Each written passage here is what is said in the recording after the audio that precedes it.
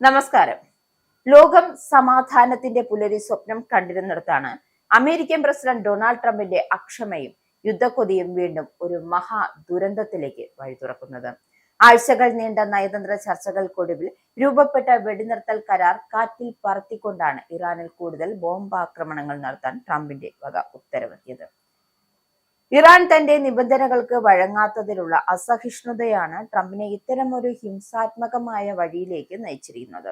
എന്നാൽ ഭീഷണികൾക്ക് മുന്നിൽ മുട്ടുമടക്കാൻ ഇറാൻ തയ്യാറല്ല എന്ന് വ്യക്തമാക്കിക്കൊണ്ട് കുവൈറ്റിലെയും ബഹ്റിനിലെയും അമേരിക്കൻ സൈനിക കേന്ദ്രങ്ങൾക്കും 5ാം കപ്പൽ പടയ്ക്കും നേരെ അവർ നടത്തിയ പ്രത്യാക്രമണം അമേരിക്കയുടെ സകല കണക്കുകൂട്ടലുകളും എന്തു ചെയ്തു? തെറ്റിച്ചു.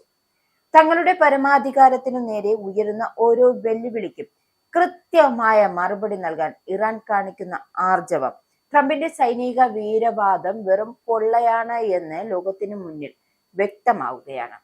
പ്രതികാരം വീട്ടാൻ ഇറാൻ സ്വീകരിക്കുന്ന തന്ത്രങ്ങൾ അമേരിക്കയുടെ ആധിപത്യത്തിനുമേൽ കരുനിഴൽ വീഴ്ത്തുകയാണ്.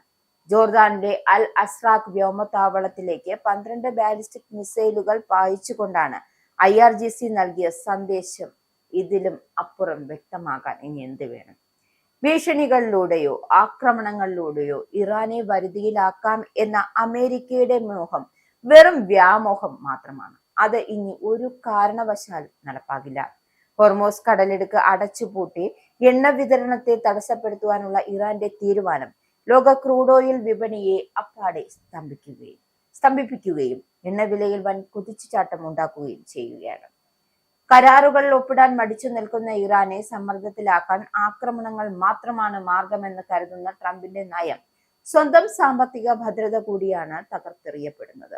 ഇസ്രായേലിന്റെ മുൻ അമേരിക്കൻ അംബാസഡർ ഡാൻ ഷാപ്പിറോ പോലും ഇക്കാര്യം സമ്മതിക്കുന്നുണ്ട്. ഇന്ന് ഒരു കരാറിനായി മുട്ടിപ്പായി അപേക്ഷിക്കുന്ന ട്രംപ് തന്നെയാണ് ഇറാൻ തങ്ങളുടെ കരുത്തുമായി പിടിച്ചു നിൽക്കുമ്പോൾ ചർച്ചകൾക്ക് പോലും അമേരിക്കയ്ക്ക് വലിയ വെല്ലുവിളിയായി മാറുന്നത്. അപ്പോൾ അമേരിക്കയുടെ ഈ യുദ്ധക്കൊതി ഇനി എത്ര ദൂരത്തേക്ക് നീളുമെന്നത് ലോകത്തെ ഒന്നടങ്കം ആശങ്കയിലായിട്ടുന്നു. ഖത്തറിലെയോ UAE ഉള്ള ഊർജ കേന്ദ്രങ്ങളെ തകർക്കുവാനുള്ള ഇറാന്റെ ശേഷി ഹൗസ് ഇന്റലിജൻസ് കമ്മിറ്റി പോലും ഭയത്തോടെയാണ് നോക്കിക്കാണുന്നത്. ട്രംപിന്റെ ഓരോ സൈനിക ഇടപെടലും സാഹചര്യങ്ങളെ കൂടുതൽ വഷളാക്കുന്നു എന്നതിൽ മുൻകാല ചരിത്രങ്ങൾ നമുക്ക് മുന്നിൽ സാക്ഷ്യമുണ്ട്. എന്തായാലും നയതന്ത്രം പരാജയപ്പെടുമ്പോൾ തോക്കെടുക്കുന്ന ട്രംപിന്റെ ശൈലി അമേരിക്കയുടെ വിശ്വാസ്യതയെ തന്നെ അപ്പാടെ ഇല്ലാതാക്കുകയാണ്. സ്വന്തം രാജ്യത്തെ സാമ്പത്തിക തിരിച്ചടികൾ നേരിടുന്ന പ്രസിഡന്റ് രാഷ്ട്രീയ പ്രതിച്ഛായയെ സംരക്ഷിക്കാൻ നിരപരാധികളുടെ രക്തം വീഴ്ത്താൻ മടിക്കുന്നില്ല എന്നത് ലജ്ജാവഹമാണ്.